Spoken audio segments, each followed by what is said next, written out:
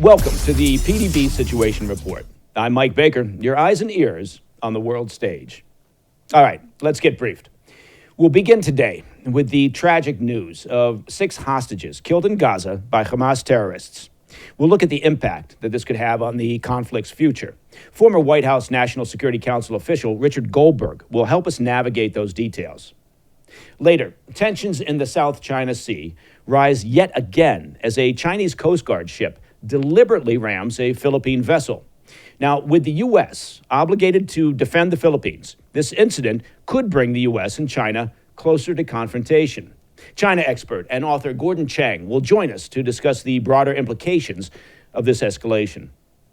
But first, our Situation Report spotlight. Now, it's been 1 week since the bodies of 6 hostages were tragically discovered in a tunnel beneath the city of Rafah, executed by Hamas terrorists just moments before Israeli forces reached them.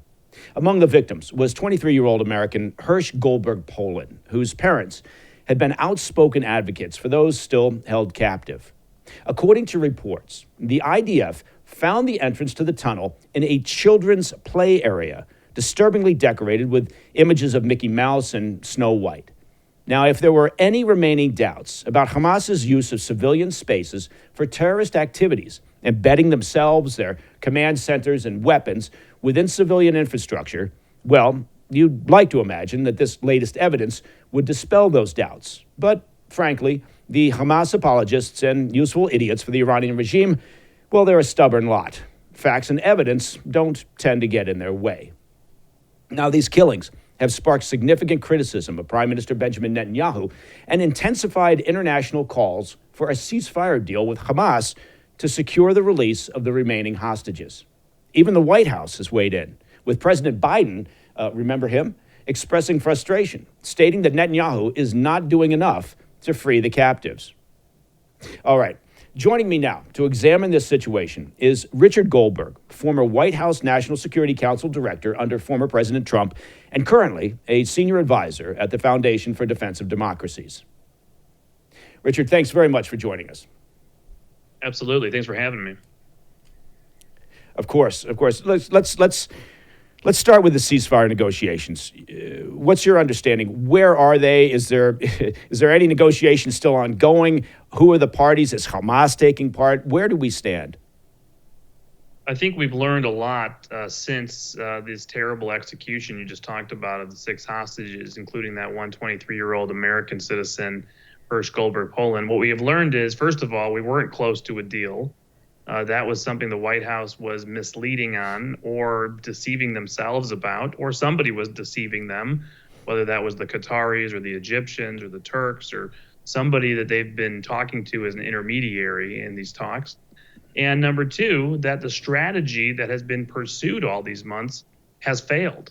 And I think that there's finally some self-reflection that there's going to need to be a pressure track, and not on Israel.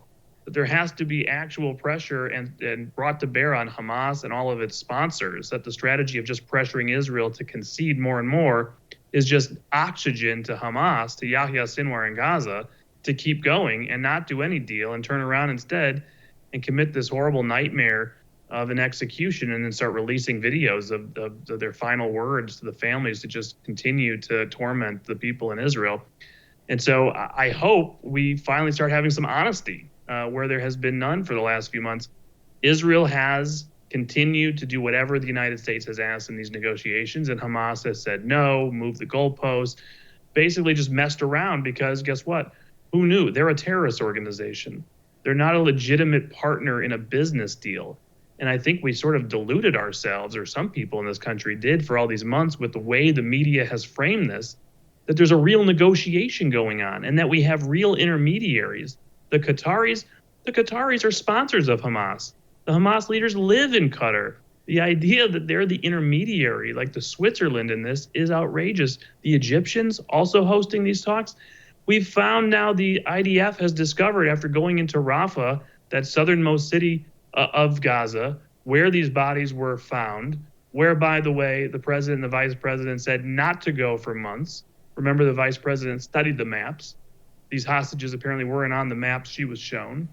And what else did the Israelis found? Hundreds of tunnels across the border between Egypt and Hamas in Gaza, allowing Sinwar to restock, resupply.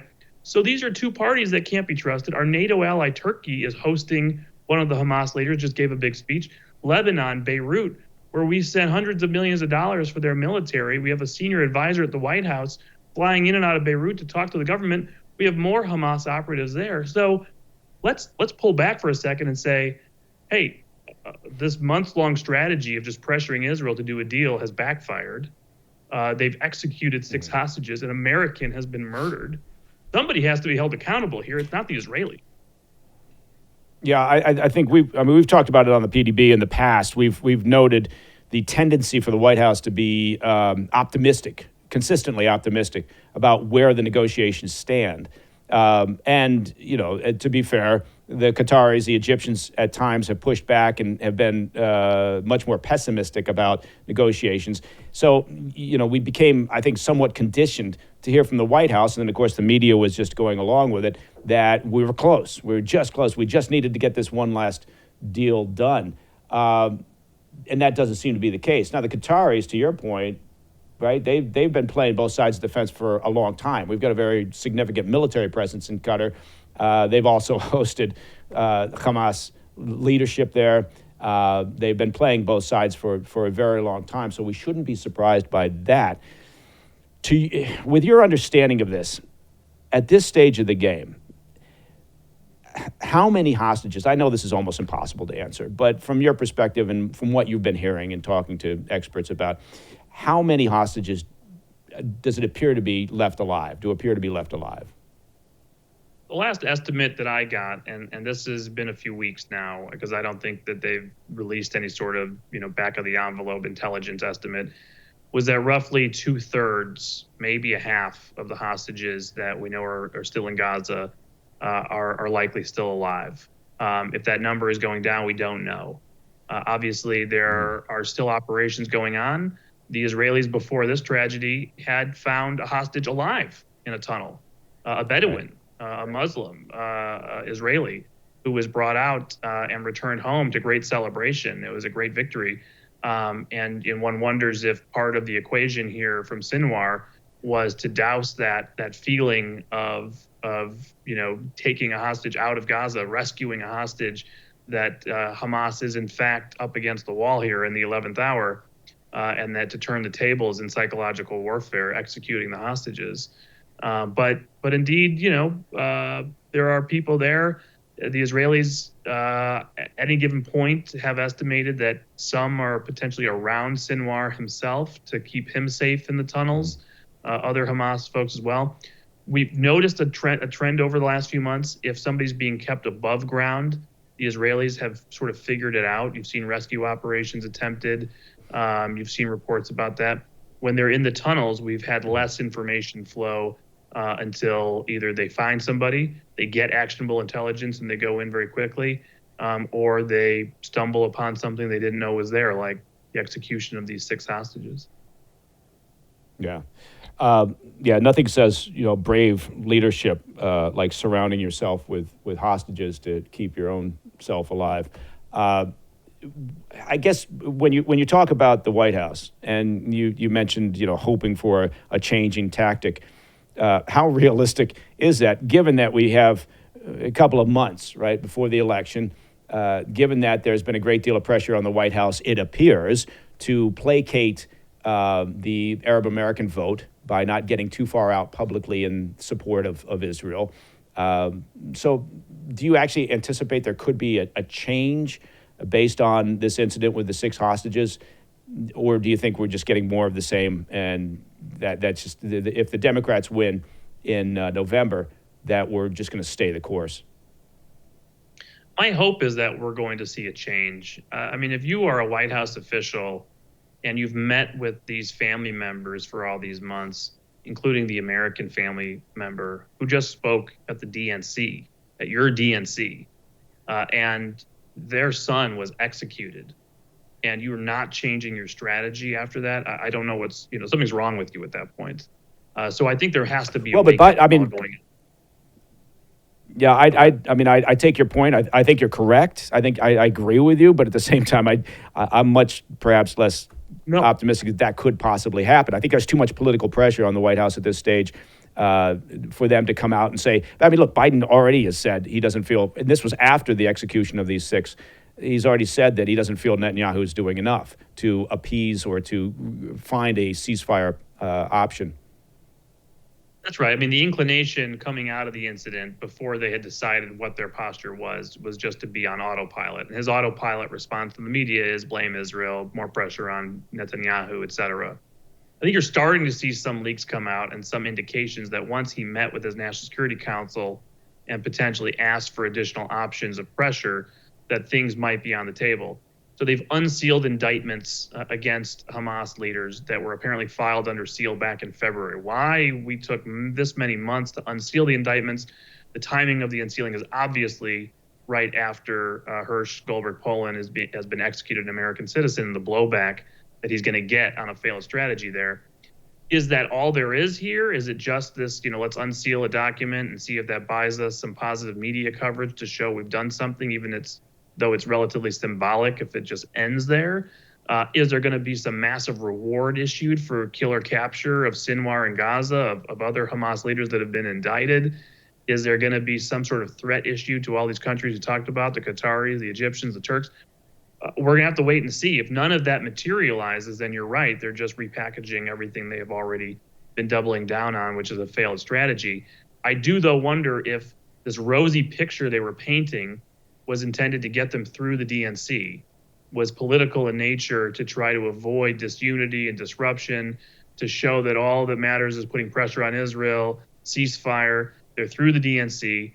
They have a massive potential backlash now, a talking point that they are the ones on their watch that allowed an American in captivity to be murdered while they put pressure on Israel. Are we going to start seeing some pivoting here while they don't completely move away from this talking point for that fringe left movement to say, oh no, a ceasefire is what we need, but they actually start unveiling some pressure tactics against Hamas and its allies finally, after 11 months, to be able to retort any attacks that come at them for doing nothing while Hamas murders Americans. Yeah, it's hard to see when you're looking at the options.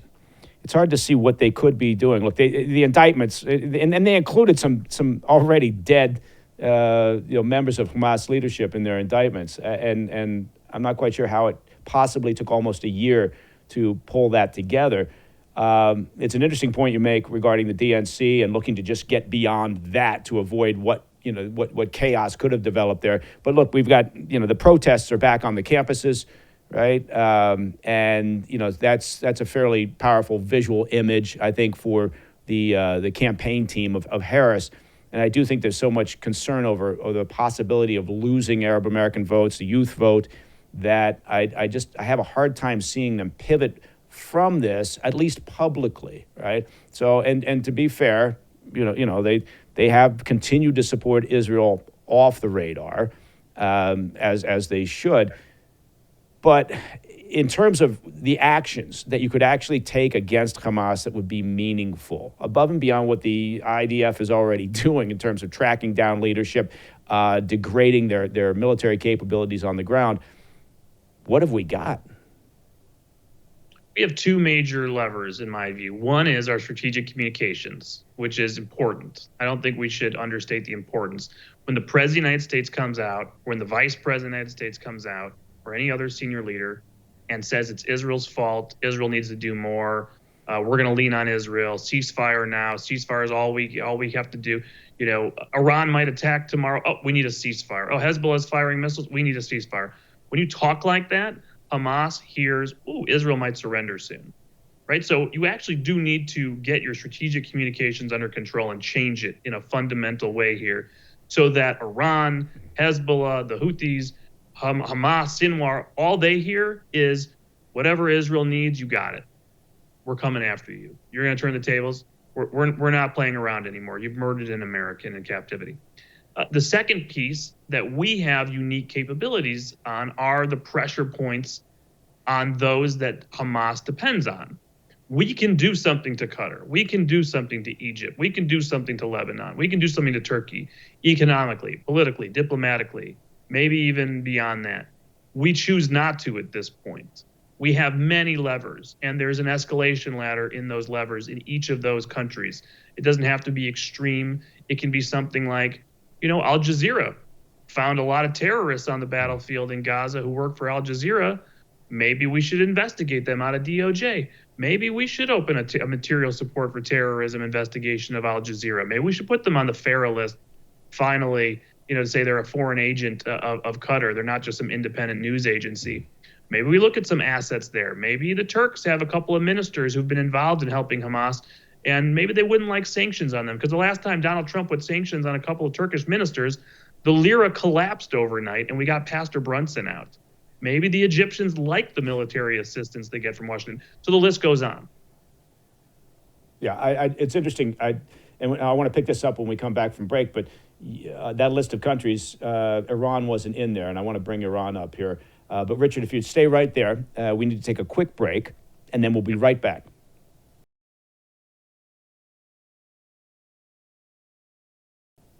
Do you owe back taxes or have unfiled returns? Well, I hope not. But if you do, listen up. Pandemic relief is now over. Along with hiring tens of thousands of new agents and field officers, I think it was above 80,000 of them, the IRS kicked off 2024 by sending over 5 million pay-up letters, Happy New Year, to those who have unfiled tax returns or balances owed, right? It's a beautiful day. You walk out to your mailbox and you got a pay-up letter from the IRS. Well, don't waive your rights and speak with them on your own. Don't do it. They're not your friends. I know, that's news to you. Tax Network USA, a trusted tax relief firm, has saved over $1 billion with a B dollars in back taxes for their clients, and they can help you secure the best deal possible. Whether you owe $10,000 or $10 million, they can help you. Whether it's business or personal taxes, even if you have the means to pay or you're on a fixed income, they can help. Finally, resolve your tax burdens once and for all. Call them at 1-800-958-1000 or visit tnusa.com/Mike. Don't let the IRS control your life. Empower yourself with Tax Network USA's support and take charge of your financial future. Visit tnusa.com/Mike today.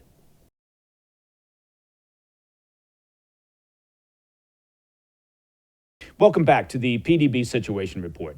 Joining me once again is former National Security Council official Richard Goldberg. Richard, we were talking just before the break about steps that the U.S. administration could take to form a sort of a more serious front against Hamas, rather than just berating Israel on a regular basis over their inability to push for a ceasefire. You listed a number of countries: Egypt, Qatar, Turkey, Lebanon. Let's talk about Iran.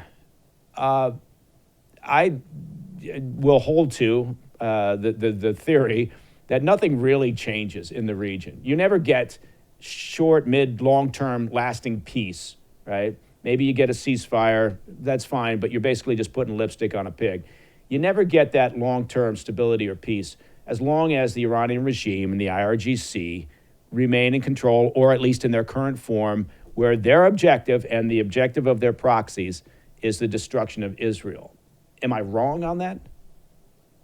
No, I think that's right. And I point out the other countries first because I think people don't think about them, and they don't think about our leverage there, and they need to be part of the equation. And I think that maybe I'm the one who just assumes the baseline is, of course, there should be pressure on Iran. Unfortunately, that's not the baseline for this administration, and so you're right to bring it up. This is the top of the food chain here for this entire seven-front war that's been waged for almost 11 months. Iran is the subsidizer, is the chief sponsor, the terror organizer, director, not just for Hamas, but for Hezbollah, for the Houthis, for the militias in Iraq and Syria, for the cells that we're seeing now that the IDF is taking on in the West Bank and Judea and Samaria, massive terror infrastructure that's been built there, suicide bombers in factories, car bombs waiting to go off, that you're seeing a major battle unfolding there. So if we do not actually clamp down on the revenues and resources available to the Islamic Republic of Iran, all these organizations have increased budgets. One other thing, if you don't think that Iran is somehow coordinating a lot of this choreography behind the scenes and the timing of when would Hamas say yes or no? When should Hezbollah escalate on the northern border? Why is Hezbollah deciding to threaten here and say that they'll de-escalate if there's a ceasefire in Gaza? Iran is threatening a massive missile attack right now against Israel. We've now put 2 carrier strike groups on station for an indefinite amount of time. Our force posture is insane at the moment when you think about the strategic threats we face globally from China and Russia. And now we have 2 carrier strike groups in the Middle East waiting for Godot, while there is no ceasefire in Gaza, while the Houthis rain missiles still down on the Red Sea. Imagine this, 2 carrier strike groups and you can't stop missiles hitting tankers in the Red Sea, and you don't hold anybody accountable for it. So the entire region is on fire. And who is calling all the shots, all this playbook? It's Iran. And amazingly, they avoid hyper-escalation. They don't actually launch the missiles yet. They haven't done anything to win a massive response, to give the political justification for Israel or even the United States, though I think that would never happen under this administration, to respond against Iran itself. But they don't allow for full de-escalation. They keep Israel squeezed. They keep us squeezed. How long are we going to keep 2 carrier strike groups in the Middle East? That is not sustainable on a long-term basis. I know it. No, it definitely is. I mean, when you look at the South China Sea, and we don't have infinite resources. So if you're redeploying assets from one location, obviously you're lessening your posture in another. So let's look at the question of Iran and their potential retaliation. Look, after that operation that took out Ismail Haniyeh in Tehran, right? The Iranian regime, they were very clear, we were going to retaliate against Israel. That was their stated decision. They haven't. And obviously there's been back and forth between Hezbollah and Israel, but that was related to potentially another operation that took out a Hezbollah leader. So why not? Why hasn't Iran, in your opinion, why haven't they retaliated at this point? I think it is possible that a second carrier strike group and F-22s and whatnot, and some statements from the president have made them a little bit gun shy. I think more likely the strong statements from Israel saying that they would retaliate in a much more escalatory way inside Iran than they did back in April, and the United States basically indicating they're okay with that. I don't think anybody thinks the United States is going to use the 2 carrier strike groups against Iran. If anything, they'll be used as additional missile defense for whatever comes out of Iran. But I do think there's a question of whether the Biden administration pulls Israel back from escalation. And if Iran perceives that won't happen, and that there will be support from the U.S. for escalation inside of Iran and against Hezbollah at the same time in Lebanon, maybe Iran likes the dynamic where they're threatening, they're keeping us at bay, they're keeping Israel at bay. Look, United Airlines, American Airlines, Delta Airlines, they're not flying to Israel right now. The Europeans are flying.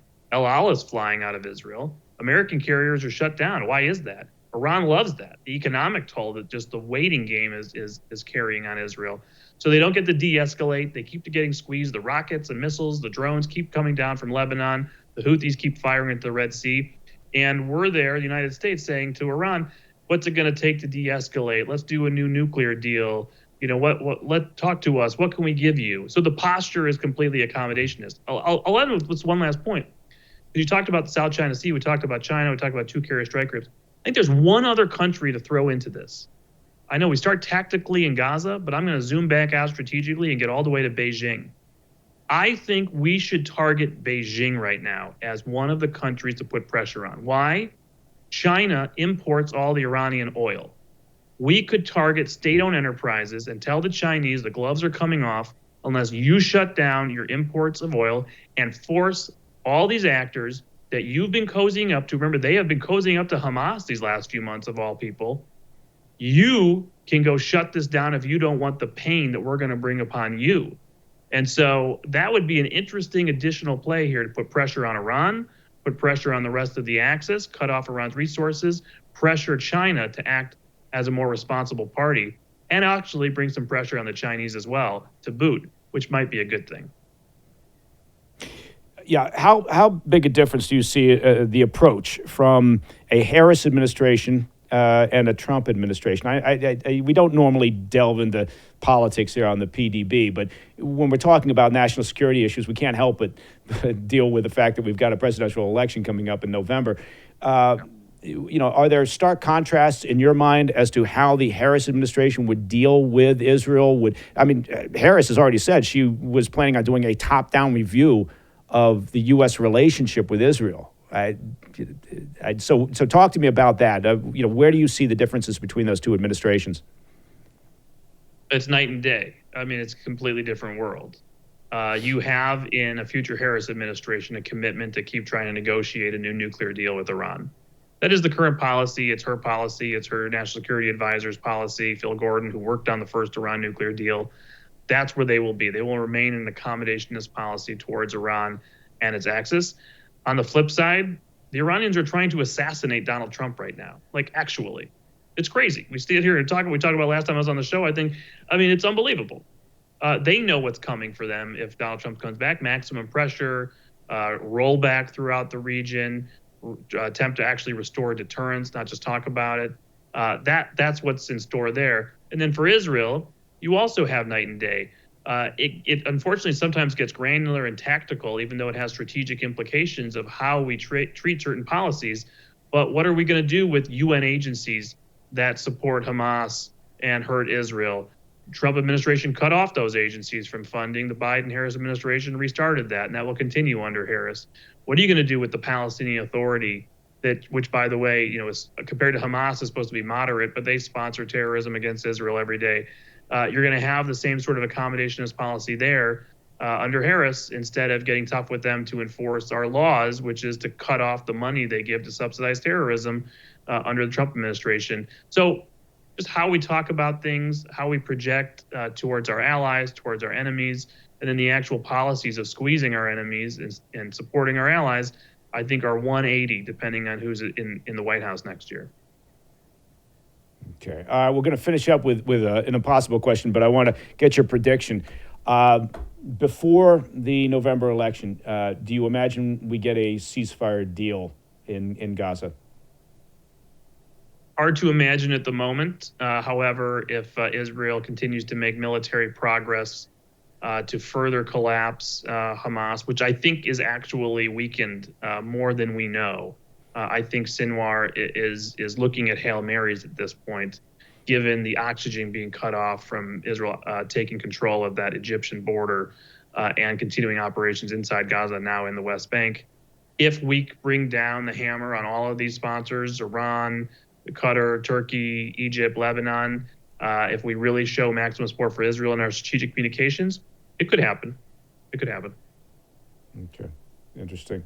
Yeah, and if anybody wanted further evidence that Hamas is not an independent organization, but yet they're basically run by Iran, there are reports coming out now that Yahya Sinwar had been formulating plans to take himself and remaining Hamas leadership, along with remaining hostages, to Iran for safekeeping. So there you go.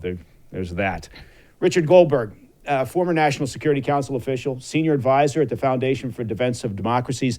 Listen, thank you very much for all your time, for your insight, your expertise, and hopefully you'll come back. Happy to. Thank you. Excellent. Thank you, man. All right, coming up, tensions. And we got tensions all over the globe. Look at this. Good God. Everybody just chill out. We've got tensions in the South China Sea, and they escalate as a Chinese Coast Guard vessel deliberately rams a Philippine ship, raising the stakes for a potential U.S.-China confrontation under the 1951 Mutual Defense Treaty. Now, joining us to unpack the latest developments in that is our good friend Gordon Chang. He's the author of The Coming Collapse of China.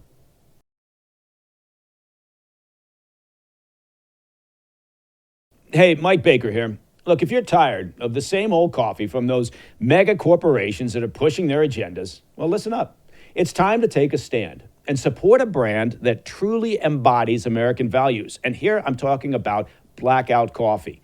Now, they stand with hardworking Americans who believe in family, faith, and freedom. They They roast some of the most incredible coffee you'll ever taste, using only premium grade beans, roasted and shipped to you within 48 hours. 48 hours. They're sitting in the roaster. They put them in a package. They land on your porch. You put it in your mug. Bob's your uncle. For the cold brew fans, Blackout Coffee is now also excited to announce the launch of their 2 new ready-to-drink cold brew coffee latte options.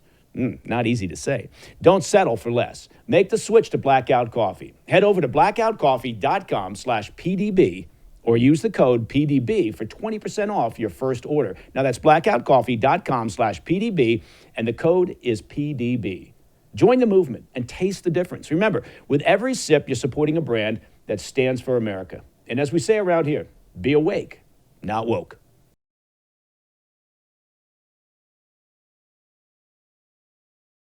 Welcome back to the PDB Situation Report. All right, turning now to the South China Sea, where a new incident on the high seas is heightening the risk of a confrontation between the U.S. and China. A Chinese Coast Guard vessel deliberately and without provocation rammed the Philippine Coast Guard ship, escalating tensions in the region. Now, this collision is just the latest in a series of confrontations near the contested Sabina Shoal, and that's despite an agreement between China and the Philippines in early July to de-escalate tensions. However, conflicting interpretations of that agreement have only led to more dangerous encounters. Now, what makes this situation particularly alarming is the U.S.'s commitment under what's known as the 1951 Mutual Defense Treaty, which obligates America to defend the Philippines if its vessels are attacked anywhere in the South China Sea. U.S. State Department spokesperson Matthew Miller responded to the incident saying, quote, "The United States stands with its ally, the Philippines, and condemns the dangerous and escalatory actions by the People's Republic of China against lawful Philippine maritime operations," end quote. Well, there you have it. A harshly worded statement from the State Department. That should do it. We're now joined by a good friend, Gordon Chang, author of The Coming Collapse of China and China is Going to War. You can follow him on X, that's formerly known as Twitter, at Gordon G. Chang. Gordon, thank you, as always, for joining us here on the Situation Report. Let's jump right into this. Why the provocation? What is the Chinese regime up to? Why take these risks in provoking incidents with the Philippines? Well, China claims as blue national soil, in other words, as its territory, about 85% of the South China Sea. They've got official maps now have 10 dashes. It's called the cow's tongue because the shape looks like that. And essentially, this is a claim which has been invalidated. In 2016, in an arbitration case in The Hague, Philippines versus China, the arbitral panel came down and said that China's sea claims had no basis at all. But that doesn't matter. So what China is doing is it's trying to drive the Philippines, Vietnam, Malaysia, out of their exclusive economic zones, which gets a little bit technical. But the point is, these clashes are occurring very close to the main Philippine Islands and very, very far away from China. Yeah, now, they must know, right, the Chinese regime, they understand that there's this treaty from 1951 requiring or calling for the U.S. to step in and defend the Philippines. Does Xi Jinping, he just doesn't care? He doesn't believe that we'll actually engage in any support based on the treaty? That's a great question. And the answer is, I guess he doesn't think we will. There have been now 12 warnings from the Biden State Department that we are prepared to use force under the 51 treaty. And the president himself on 3 occasions, 2 of them recently, has said the same thing orally. He said it in October of last year and in this April.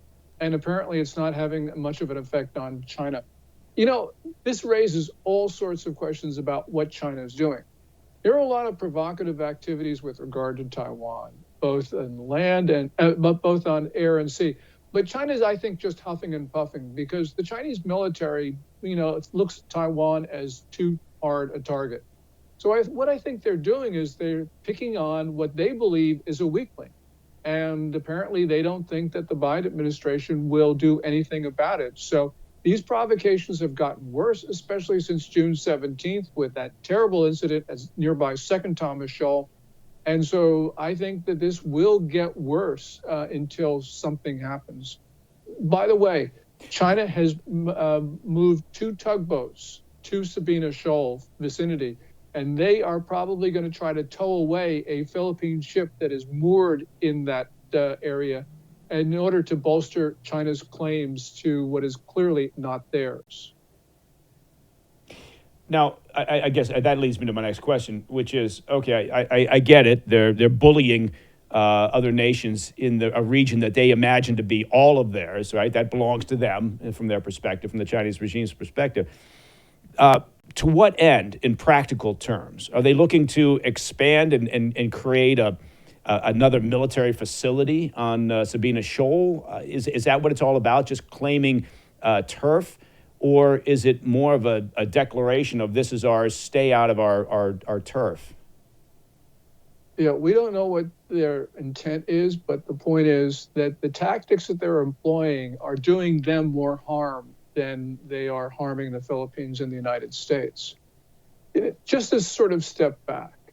One can say that Putin's attack on Ukraine was misguided, but you could see what he was trying to do. It was clear. He was trying to annex either all or part of Ukraine, and the tactics that he had employed were actually had a possibility of succeeding. Matter of fact, almost everybody in the world thought they would succeed in 3 or 4 days. What Xi Jinping is doing, however, he's employing tactics that are mystifying. And they're mystifying because they are belligerent. And so therefore, they're convincing countries in the region to band together to cooperate against China. But they are not so provocative or so aggressive as to actually seize these features in the South China Sea. So there's a disconnect here between what they're doing and what they're accomplishing. Because so far, all they've done is they've managed to rile up the Philippines, drive it much closer to the U.S., get Japan hysterical about what's going on. And we're seeing this across the region, that right now the U.S. is in a stronger position because of what China has been doing. Yeah, that's really interesting that you bring up Ukraine as part of that answer, because you would think, right? I've always been under the impression that the Chinese regime, Xi Jinping, they tend to read the table pretty well, right? They tend to process information and then put it into a strategic plan that benefits them. They're always doing everything in their own best interest anyway. You would have thought that they would have spent some time studying what's happening in Ukraine, the fact that it actually grew NATO, right, strengthened NATO, and they could have just looked at the region and thought to themselves, the same is likely to happen here, right? It's not a dissimilar case. So, are you saying that, or do you think that they just got this wrong, that they misinterpreted what would happen, and what's actually happening is a strengthening of alliances in the area in response to China's aggressions? Yeah.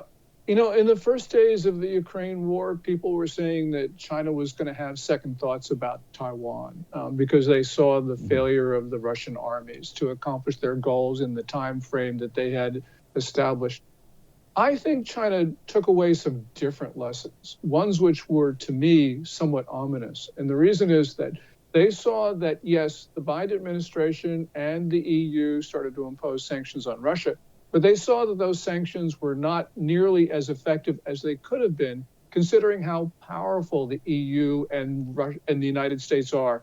So I think that they felt there was a failure of political will. And I think that what they were then saying is, well, nobody is going to dare to put sanctions on us because we're China and we're magnificent and we're going to own the 21st century and through the rest of time. Maybe that's what they were thinking. And so they thought they could get away with a lot. Also, we're starting to see China do some things which are really very disturbing. So when we put this all together, I think China probably took away certain things out of the Ukraine war that we didn't want them to learn. But on the other hand, as I said, Xi Jinping has just not been taking advantage of the situation as he could have.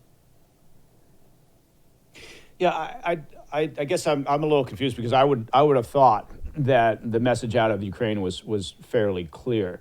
Now, obviously, there have been some, occasional breaks, disagreements within the alliance, and particularly NATO, and certainly within the EU, over the direction and the level of support. But it's been fairly consistent over the period of time, even with those slight ups and downs. So I'm surprised that they would take away in China something other than our actions here, our belligerent actions, are likely to drive a stronger alliance than to weaken it. But Michael, I guess you're thinking at the end of, you're thinking like a rational person, and of course, well, that's a first, Gordon. No one's ever accused me of that before. Well, you raise a really critical point, and that is, we Americans tend to look at the world in one way, and the Chinese don't. The Chinese see things, I think, very differently than we perceive them, and that is a mismatch that certainly it hurts China because they are not getting what they thought they would, as you point out.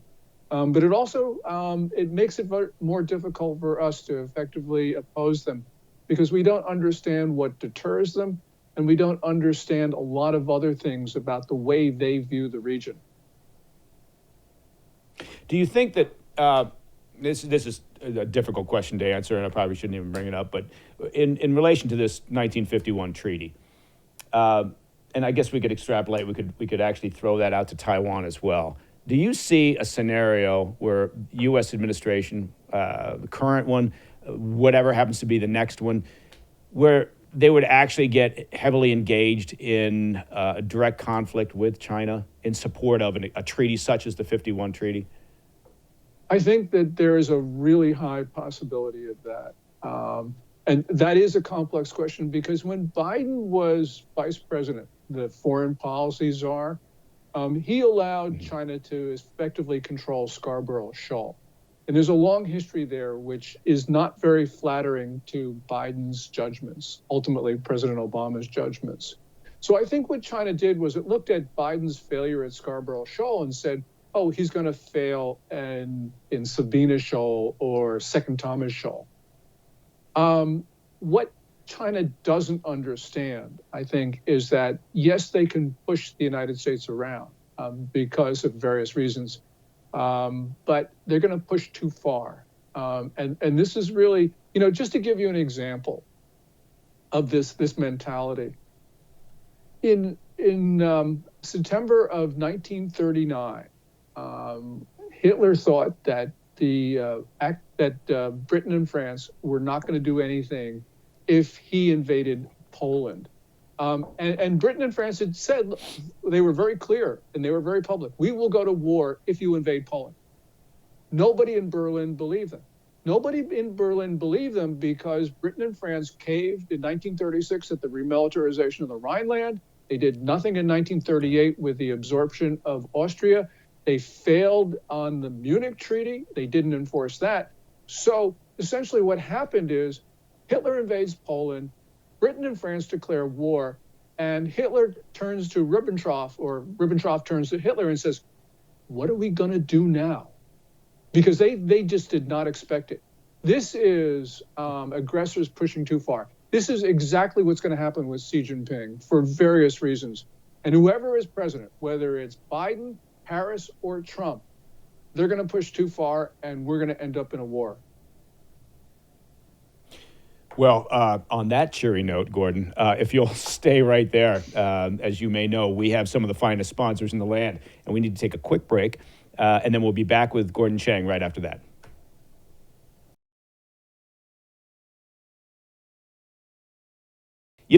Every day we hear more about surveillance and how our right to privacy is being infringed upon, and it's absolutely true. It feels like we're living in a world where nothing is truly private anymore, and that's because it isn't. Most of us, frankly, for the sake of convenience, hand over our personal information without a second thought. You do. You're signing up for services, you're shopping online, or you're using social media. Remember that? But this convenience, well, as you could imagine, comes at a cost. Now, it's time for us to take a stand and fight back for our right to privacy. One tool that's been essential for me in this fight is the all-in-one privacy app, MySudo. That's MySudo, MySudo. And it's an app that lets you create multiple digital identities with separate phone numbers and emails so you can keep your personal information private. And in this age of constant surveillance, well, having MySudo is crucial. For my listeners, I've got a special deal.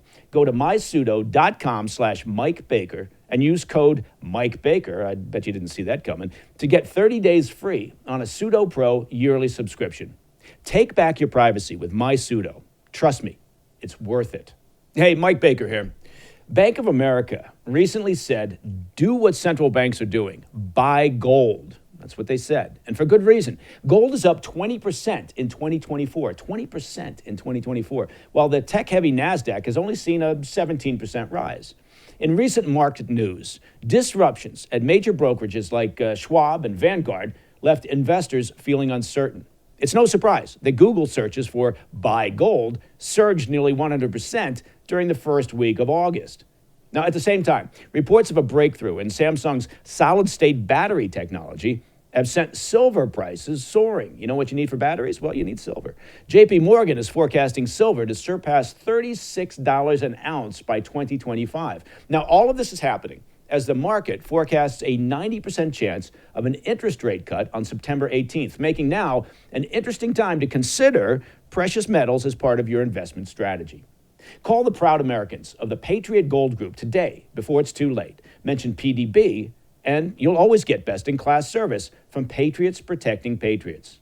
Patriot Gold Group has the no-fee-for-life IRA, where your IRA or 401k can be in physical gold and silver. And get this, you may be eligible for the no-fee-for-life IRA on qualifying rollovers. Call 1-888-870-5457 for a free investor guide. Patriot Gold Group is Consumer Affairs' top-rated gold IRA dealer for 7 years in a row. And that is a lot of years in a row. Call 1-888-870-5457.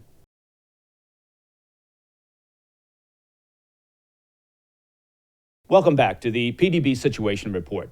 Joining me once again is Gordon Chang, author of China is Going to War. Now, you can follow him on X at Gordon G. Chang. Gordon, we finished up the first segment on the cheery note that war may be looming somewhere off in the horizon with China. How long do you think Xi Jinping has left in office? Well, in Xi Jinping's mind, he's there for the rest of his life. I actually don't think it's going to be that long, and this is involved. But basically, he's promoting an economic model that is unsustainable and will fail. If the economy fails, the Communist Party fails. I think Xi Jinping is eventually going to see that he has a choice. One of them is to let the economy fail and for the Chinese people to throw the Communist Party out of power, which is completely unacceptable to him, or he can go to war. And I think that he will choose the war option, even if it means that there's not very much chance of success for China. And it's not that Xi Jinping is trying to rally the Chinese people. I think that Xi Jinping is going to try to create military misadventure abroad so that senior Communist Party leaders cannot depose him. So I think this is a Communist Party power play.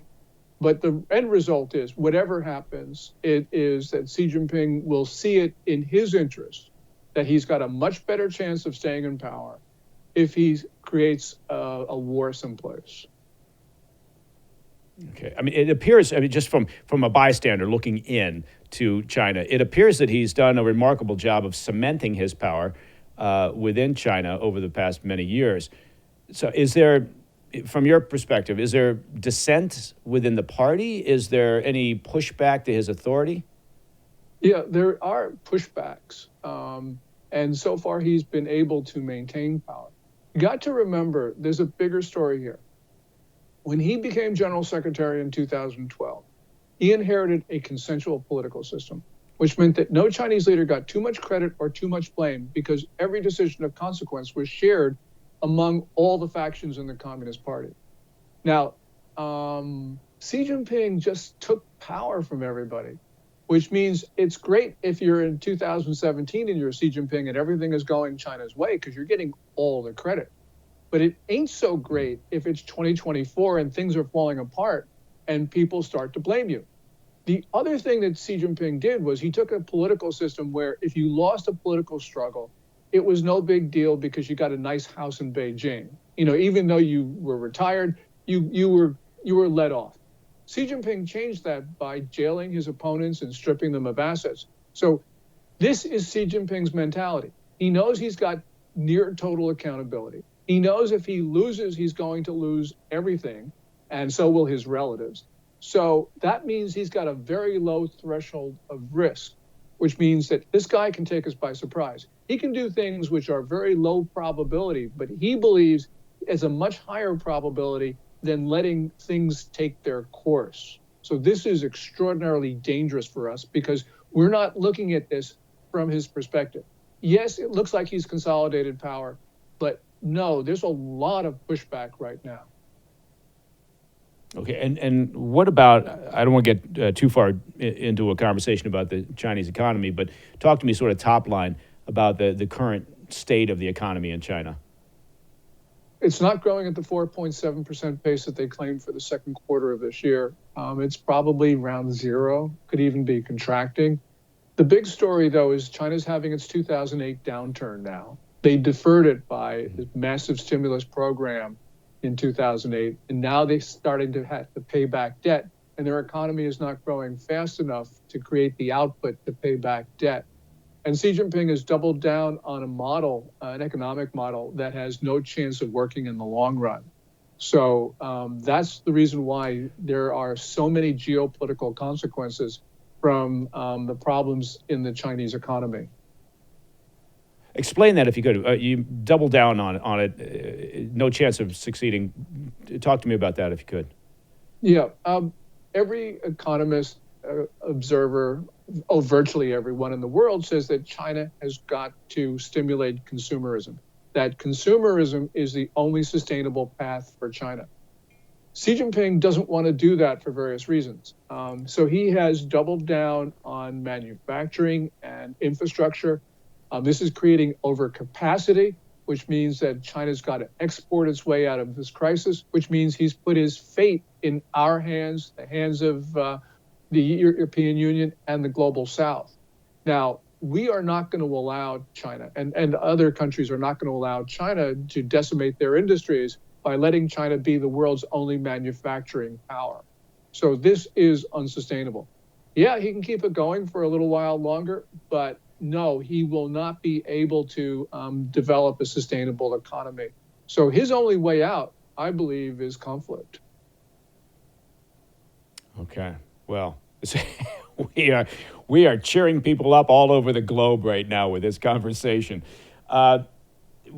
Speaking of the conflict, will it be, in your mind, will it be centered on Taiwan?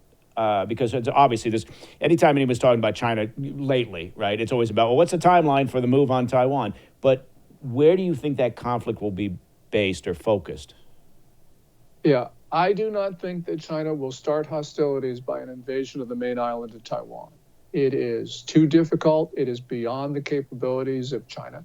China has never engaged in a combined air-land-sea operation, and this would be extremely hard. Also, to do this, Xi Jinping would have to give some flag officer almost total control of the Chinese military, making that general or admiral the most powerful figure in China. And it would be extremely, extremely unpopular with the Chinese people, because although the people in Taiwan think that they are Taiwanese, not Chinese, people in China, because of indoctrination, believe that they're Chinese. And Chinese believe that, quote, Chinese should not kill other Chinese. So killing a lot of Taiwanese is going to be really, really unpopular. China right now is more casualty averse than we are, which is a long story. I can go through it if you're ever interested. But the point is, they're not going to do something which would involve a lot of Chinese casualties. That's why I think they're picking on the Philippines right now, because they think that they can get a quick win. Although it's not going to be enormously popular with the Chinese people who don't want war, it will be a win that Xi Jinping will be able to cement his hold on power and to be able to quiet his critics at the top of the Communist Party. But are you implying a military takeover of the Philippines? Well, they'll want to grab, some reef or some shoal or some islet. The problem here is you're going to have war. That war will spread. It'll spread to Taiwan. So Taiwan doesn't get a free pass out of this. I think it embroils most of the region. But as I said, China's not going to start hostilities by an invasion of the main island of Taiwan.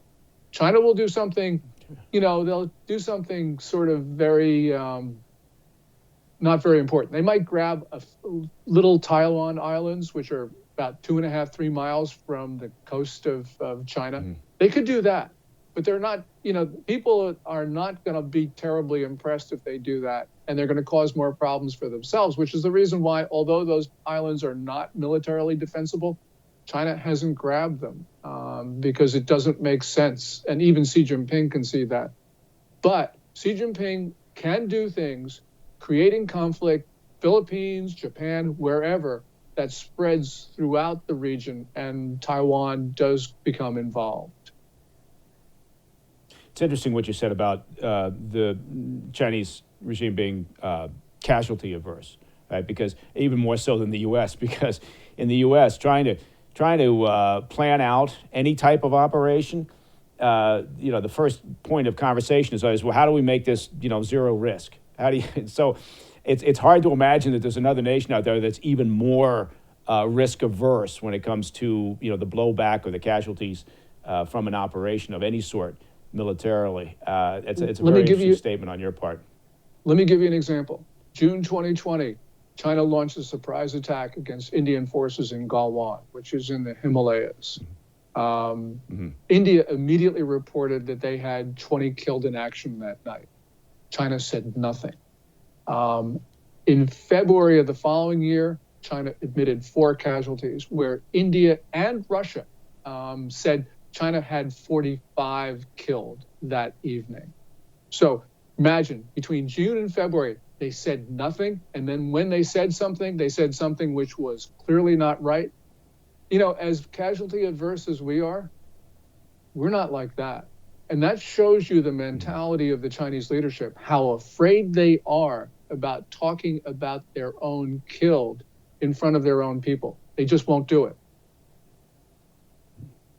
How this may be, again, one of those questions that's difficult to answer in a short period of time, but you're not how asking widespread is easy information? questions, I know. I'm sorry. But I am trying to keep my use of big words down to a minimum.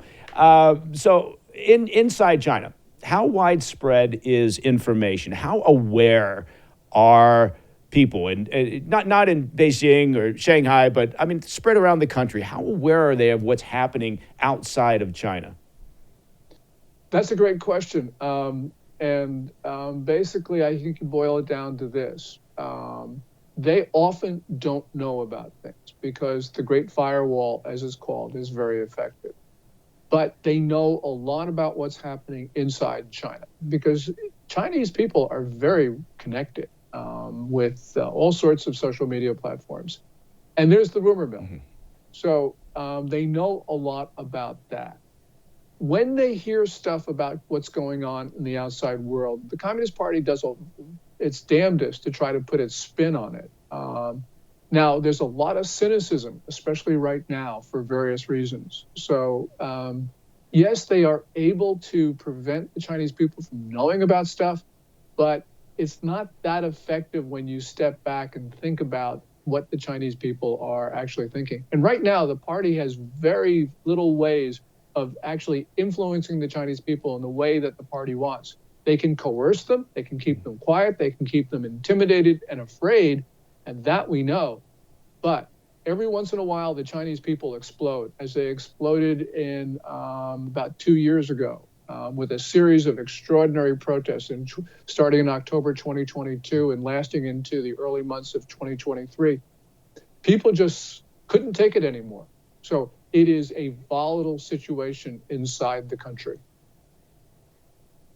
Okay. We've got a lot more to talk about, Gordon, but I'm afraid that we've run our course. We're out of time, but I'd love for you to come back and we could talk about the Chinese regime's efforts to influence or just create chaos ahead of the upcoming U.S. November elections. There's a lot there to unpack, and so when I call you again, Gordon, what I'm asking is please pick up the phone and say yes. Of course, Gordon we will, Chang, Mike. author of. Nice. That's what I was looking for. A firm commitment. I'm going to have you write that down and send me a note. Gordon Chang, author of China is Going to War. As mentioned, you can follow him on X. That's at Gordon G. Chang. Gordon, again, thank you very much, man. Appreciate you. Well, all right.